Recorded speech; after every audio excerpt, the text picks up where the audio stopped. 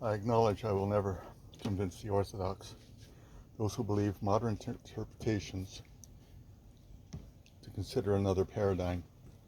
To the fundamentalist Christians who abides by their modern interpretation of the old traditions and honors the scriptures only because they know it is the infallible word of God, dictated by God to Moses, I respect that. I don't agree with it, but at least you have a precise location, timeline, and people. To the devout atheist who knows that the Bible is a work of fiction, written to control the feeble-minded, I ask, please give me your evidence. I've yet to be given any.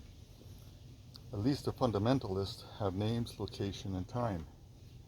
Theoretical science is based on being falsifiable, and giving vague unknowns is akin to blind faith. So to the devout atheist, I say, without names, locations, and dates, your faith is stronger than the fundamentalist. But to those who are willing to spend the effort to consider serious research, even though it may destroy your ideology, then let's look and compare the archaeological records to Genesis.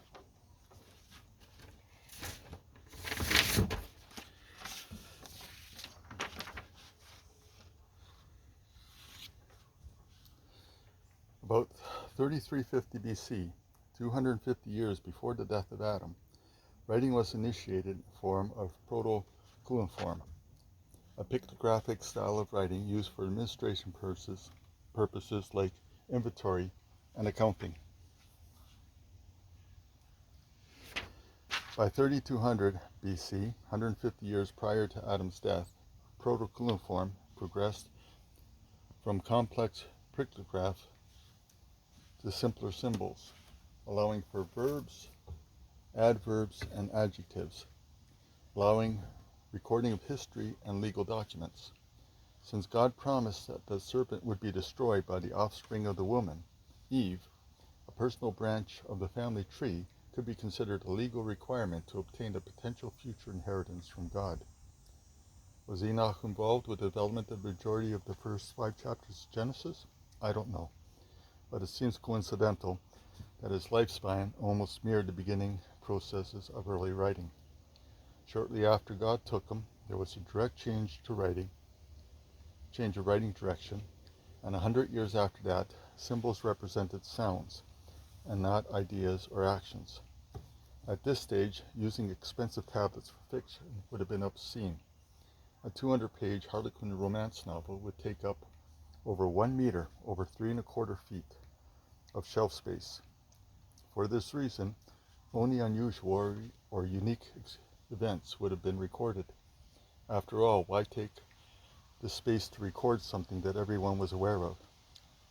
For example, prior to Abram entering Egypt, God spoke directly to people like Adam, Eve, Noah, and Abram, chapter 12, verse 1. While shortly after the switch to papyrus, it was clarified that God spoke to Adam in a vision, 15, verse 1. Did God always speak in dreams and vision? Or did he change his methodology halfway through Abram's life? I've reached my own conclusion.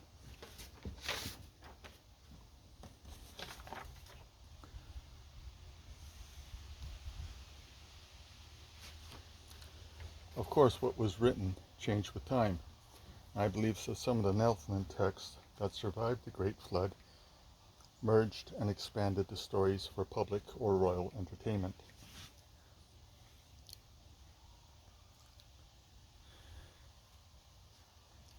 The earliest copies of the Epic of Gilgamesh, circa 2100 BC, were manufactured 150 years after Ul-Nam's ziggurat, the Tower of Babel, when Terah was a young man, while everyone from Noah to Terah was still alive.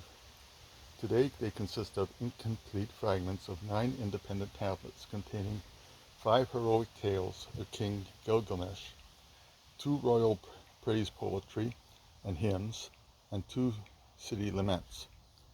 I believe that because even Noah was still alive, there was pressure to keep the text unmodified.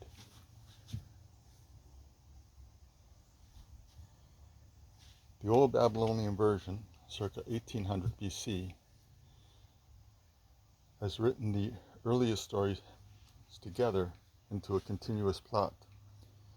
The version is an incomplete collection of fragments which date back to when Joseph was born.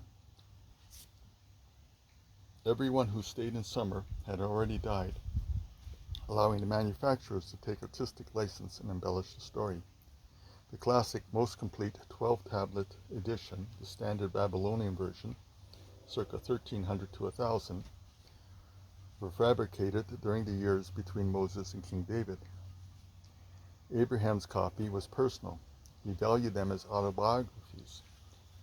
The fact that the boring birth and death accounts remain intact speaks to their authenticity. During his lifetime, Abram had the resources and inclination to research and include the extended genealogy of all his ancestral family, including Noah's Table of Nations, Genesis 10.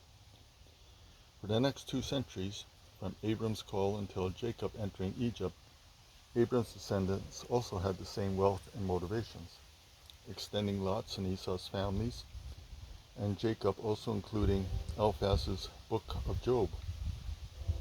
Once the Hebrews became captive, the pharaohs of Egypt, the hidden scrolls entered the phase of sacred documents until they were revealed by the slave Moses. Although Moses was treated as the son of the Pharaoh's daughter, Exodus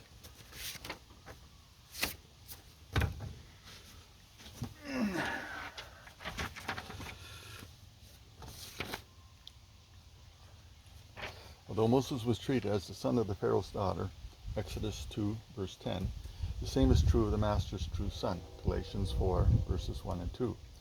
During Moses' lifetime, everyone knew that he was a Hebrew slave of the Pharaoh's daughter, an expensive, virtually untouchable piece of property, educated with and playmate to her son.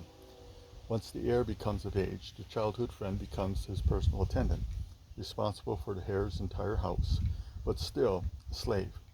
So, of course, once Moses had killed an Egyptian, he had 2 choices: flee or die.